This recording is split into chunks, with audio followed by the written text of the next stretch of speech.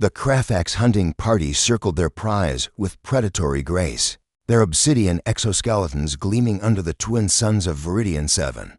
For 3 standard cycles, they had tracked the human vessel across the outer rim, drawn by rumors of a legendary weapon, a tool so devastating that entire star systems spoke of it in hushed frequencies.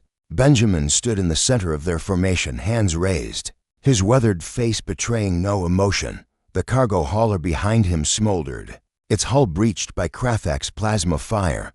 Beside him, Elsie maintained her defensive stance, her engineering toolkit still clutched in one grease-stained hand. The weapon chittered Vexithur, the hunt leader, his translator rendering his clicks into galactic standard. "Surrender it, human, and we grant you the honor of a quick death."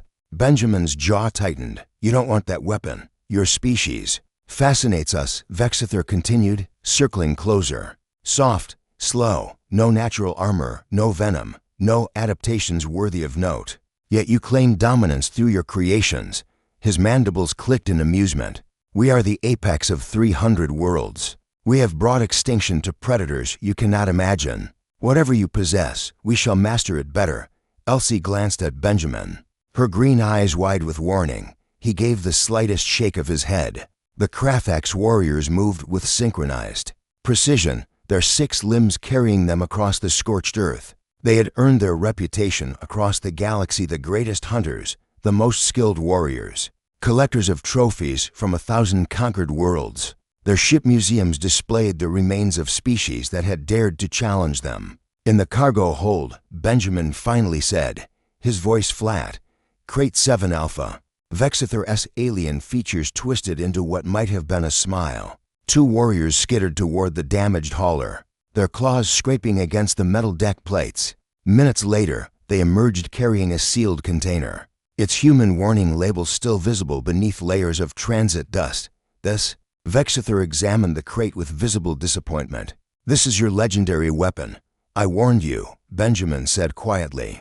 The hunt leader's claws pierced the container's seal with contemptuous ease. Inside, cushioned in biofoam, lay a simple cylinder no larger than a human forearm. No visible triggers, no apparent power source, just a matte gray surface with a single label: Earth origin, biological containment, do not open. Biological, Vexithur's translator carried his disdain. "What pathetic microbe do you think can threaten those who breathe methane and ammonia, who thrive in radiation that would liquefy your cells?" "It's not meant to threaten you," Elsie said, her voice barely above a whisper. The Krafaks ignored her. Vexithur activated his analysis scanner, its beam playing across the cylinder's surface. Terran biosignature confirmed. Organic compound. DNA-based lifeform. Taxonomic classification. He paused. "Felis Catus, this is your weapon, a simple predator from your homeworld." Benjamin closed his eyes. "You opened the container. We open nothing yet, human. But we shall study this creature. Understand what makes you fear it so." Vexithur's words died as a sound emerged from the cylinder, a sound that made Elsie's breath catch and Benjamin's shoulders sag in resignation. "Mryu." The seal released with a pneumatic hiss. From within the container, a small orange tabby cat emerged, stretching with elaborate disinterest. It was unremarkable by Earth standards, perhaps for kilograms, with amber eyes and white paws. It yawned, displaying tiny fangs, then sat down and began grooming its paw. The Krafak's warriors stared. Several mandibles clicked in confusion. "This?" Vexithur gestured with one bladed limb. "This is the creature that..." The cat's eyes locked onto the movement. Every muscle in its small body tensed. "Oh no," Elsie breathed. What happened next would be analyzed by xenobiologists for decades. The cat, later designated as Specimen Orange 7 in Krafak's incident reports, moved with a speed that defied its size. It launched itself at Vexithur's gesturing limb with the primal fury of a terrestrial predator that had evolved chasing prey for millions of years. Krafak's reflexes, honed across countless hunts, proved useless.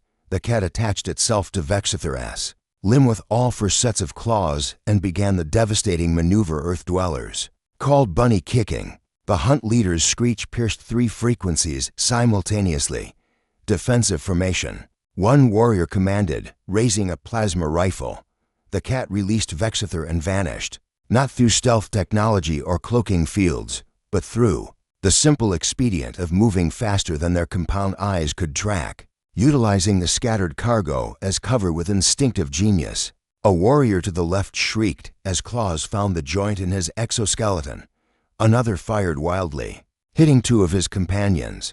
The cat appeared atop a cargo container, then vanished again. It was everywhere and nowhere, a 4-kilogram missile of fur and fury. "It's toying with them," Benjamin observed, watching a Krathax warrior fire at shadows while the cat perched directly above his head. "Should we help?" Elsie asked as another shriek echoed across the landing field. "Help them? Against her?" Benjamin shook his head. "That's Miss Whiskers. She once cornered a bear in our cargo bay on Titan Station. The battle, if it could be called, that lasted 7 minutes. When the dust settled, 12 Krathax warriors lay scattered across the field, their armor shredded, their dignity destroyed. Not dead, but thoroughly humiliated. Miss Whiskers sat in the center of the carnage, calmly grooming her whiskers. Vexither, missing 2 limbs and most of his pride, crawled toward his ship. What is this demon?" "That's just a cat," Elsie said, walking over to scoop up Miss Whiskers, who immediately began purring. "A mostly domesticated predator from Earth. We live with millions of them. You coexist with these creatures willingly. We feed them, give them shelter, and in return..." Benjamin smiled for the first time. "They occasionally murder things for us. Usually small things, sometimes big things. It's complicated." Vexither's remaining warriors dragged themselves toward their ship, their movements lacking all the earlier grace. The hunt leader paused at the ramp, his translator barely functional. "Your species, you share your homes with apex predators and call them companions?" "Oh, cats aren't apex predators," Elsie corrected, scratching Miss Whiskers behind the ears. The purring intensified. "They're technically mesopredators. The apex predators we live with are called dogs.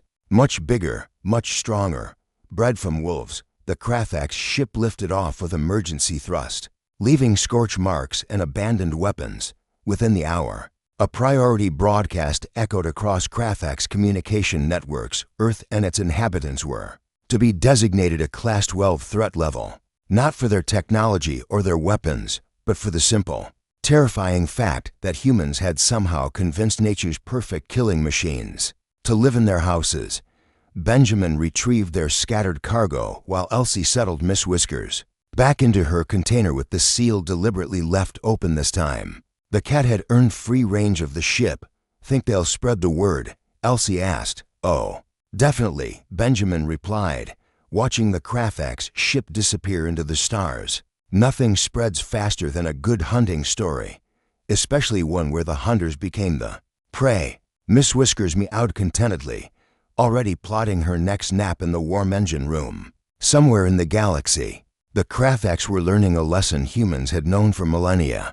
Never underestimate a creature that purrs one moment and strikes the next. The greatest weapon humanity possessed wasn't advanced technology or superior firepower. It was the inexplicable ability to befriend beings that, by all logic, should have eaten them first.